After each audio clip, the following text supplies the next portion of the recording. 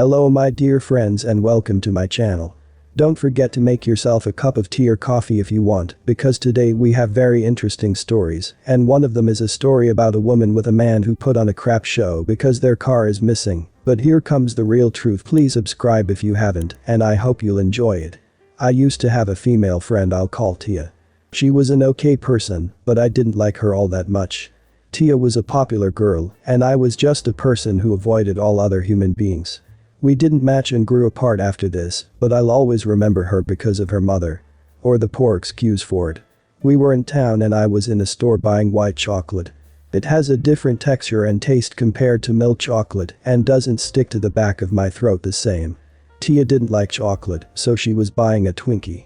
The store we were in had a section dedicated to American sweets. To all of you Americans reading this, you've got a very diverse amount of sweets. Seriously, I didn't know that you could get licorice, caramel or vanilla Dr. Pepper until I saw that section.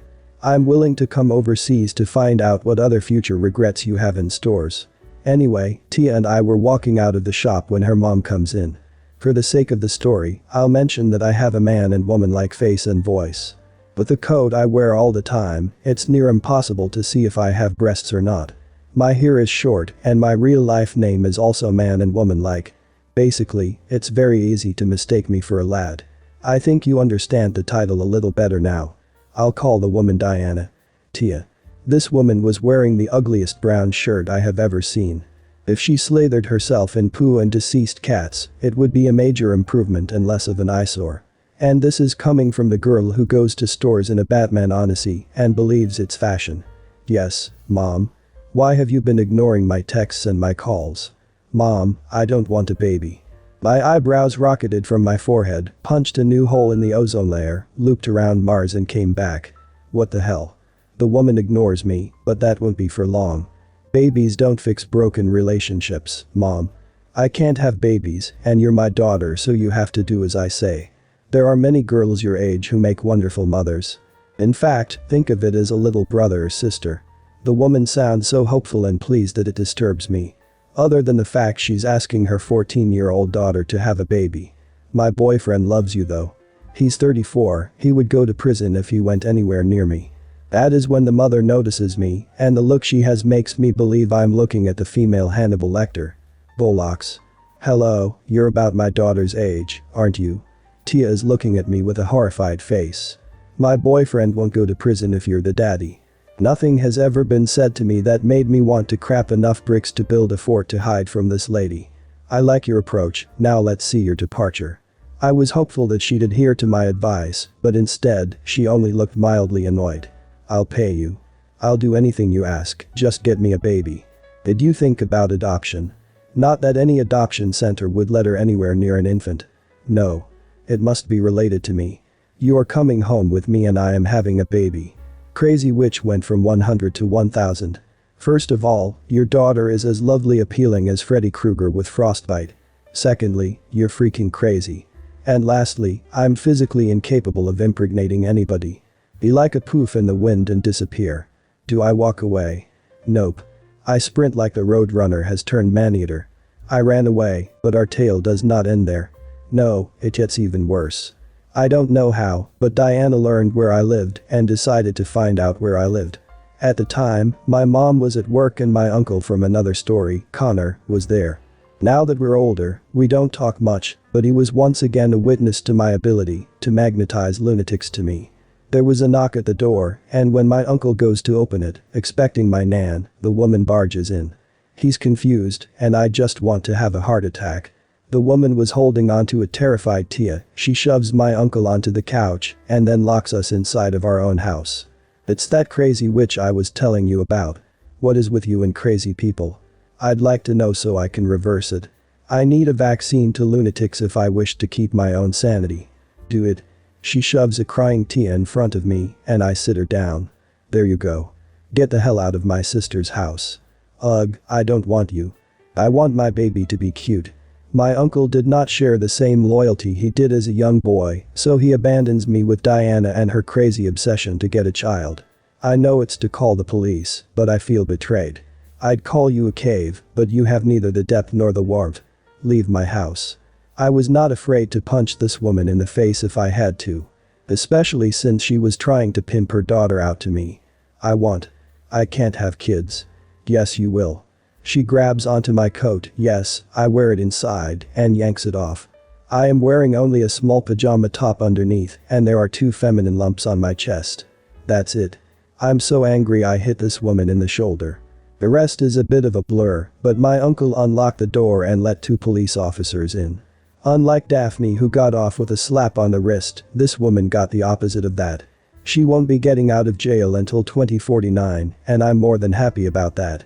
My uncle buys me some more chocolate to try and make me feel better, but even though it's been 3 years, I still don't feel better. I don't know what became of Tia, but I want her to be somewhere nowhere near her family, because her mom's boyfriend tried to sue me. I haven't been told what over, but I think it has something to do with assault or emotional trauma or something stupid. I really hope that Diana is some bottom witch because that's what she deserves. People. Please don't demand babies from children. Just don't. Jesus, that girl gonna need huge amount of therapy for that sick mother of hers, and for fact her mom tried to have her boyfriend on her just no. That can literally traumatizes the poor girl. I do my laundry weekly at the exact same laundromat I have for the last year on the same day of the week at the same time, nothing ever happened before, that is, until today. I get into the building and I notice a mom, EM, and her kid, EK, probably no older than 5 or 6, just running around without care. I find an open wash and toss my clothes inside, grab my bag of Tide Pods, and toss some in. That's when EK notices what I have and comes up to me. What are those? They are Tide Pods, they clean my clothes. No they don't, mommy has a big bottle of soap. These are soap too, but they don't make a mess. Oh. Okay. The kid runs off to his EM, and I assume he is telling her all about Tide Pods. I notice out of the corner of my eye and notice EM gestures towards me and says something to EK. A few moments later, the EK is back, but doesn't say anything to me. I take out my earbud and ask, what's up? The EK just stares at me and then stares at the bag of pods. I then hear his EM yell from across the room, well, did you get your toy? I was confused, but the EK just turns tail and runs off back to M. I can see that she is telling X something and a few moments later, he's back. Can I have some of those? No, they aren't for kids to mess with. But mommy said I could have some to play with. No you can't, they aren't toys and they aren't yours. But mommy said you have to give me some. I don't care what your mommy said, they aren't yours, and they aren't toys. I admit, I started to get heated and my tone of voice started to get more stern. That's when I hear it. The inevitable rumble of an EM. This is the super fun conversation that follows. Excuse me. Don't you dare yell at my son. I didn't yell at him ma'am, I was just she cuts me off. Don't you lie to me. I heard the whole thing and you yelled at my baby. Whatever you say, lady. I stopped being polite at this point. Mommy. He won't give me the toy. Kid, these aren't toy. She cuts me off, again give him the toys. Now. You're too old to be playing with toys. I'm a 30-year-old man, he deserves them for being such a good boy today. Lady, these are not toys, they are Tide Pods. I don't care what they are, my baby wants to play with them and you have to give them to him. No I don't. EM now looks like she's about to turn into a cartoon steam whistle at this point, so I decided to put my music back on and ignore her. I could hear her very faint yelling over my music, but I just ignored her and she walked away with her wailing child. Now here's where this gets funny and kind of alarming. About half an hour later, I notice that my clothes are done drying and I go over to grab my wonderfully warm clothes from the dryer. That's when I glanced up and noticed EK wasn't with EM. I figured he was harassing someone else and didn't think much of it. As I'm folding laundry, I glance up again and there it was. EK has my bag of Tide Pods next to his M and is playing with the pods. And he's being super aggressive with them. Clenching them hard, pulling them from both ends, stomping on them and throwing them around. His EM is sitting there smiling while watching her EK play with a toxic ball of liquid. I immediately walk over and snatch the bag from EM and EK and tell her, what the hell, lady?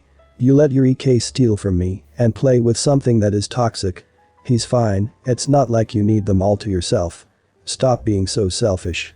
Look lady, I should call the cops and tell them your kid is running around stealing from people. Well you let him and that you're letting him play with toxic things like they are toys. You wouldn't dare. He's just a kid. He didn't do anything wrong. And that's when it happened. Her EK had jumped onto a Tide Pod and it burst as the EK slipped and hit his head. He's fine. This kid starts screaming as loud as he could. Look what you did. You hurt my baby. I'm calling the cops. Lady, you call whoever you want, your kid did this to himself. EM just picked up her now snot and soap covered crying kid and left, still screaming about police and how I hurt her kid. I just went back to folding my clothes and left. Police never came while I was there, but EM left her clothes in the washer and I don't know if she came back for them. Next week, I'm going to a different laundromat in another town. That was amazing, can't believe how irresponsible that parent is. Parents nowadays are just sick. If you're gonna spoil your kid, at least do it as long as he's safe. Backstory. We got a call from the local police department letting us know a vehicle owned by our rental agency had been impounded and that after being searched it was safe for us to come retrieve it. Once we retrieved the vehicle, about a half an hour later the fun ensues. The cast is as follows. EM and EB, entitled boyfriend, GK, the good kid, GG, good grandmother, police officers, me and James, my manager. We're in our office when a taxi pulls in next to the front door. Two people get out and practically slam the doors closed on the taxi before ripping open our front door. A screaming frenzy ensues before any of us can even open our mouths. Where the hell is my car? My manager James comes out from his office and is immediately at the front of the store, while myself and two others stay closer to the back. James. I'm sorry sir, what do you mean? I ask you where my freaking car is, James. Sir, I need you to calm down. EM, quiet up until now, decides to join the screaming fit. Listen here you little crap, we paid good money for that car and we want it back. Look it up. I'm Mrs. her name. James finally starts to put the pieces together and realizes they are talking about the car that was impounded. What we had heard from police reports was that the vehicle was confiscated after two individuals tried to steal beer and candy from a local gas station. The vehicle was searched as well, and a large number of half-smoked joints were also discovered, so the vehicle was impounded and the two individuals taken to the police station. We all kind of expected, you know, young kids or something. Okay folks, listen, what are your names and I'll be able to look up your contract, find the vehicle you're talking about, and we can get this sorted, okay? During this time, James looks back at us with a freaking do it expression. We have a panic button under our desks in the back to summon police presence.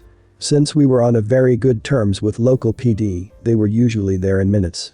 True to form, I slam that button under the desk as discreetly as possible, and they show up while James is still trying to calm down the two screaming people in our lobby.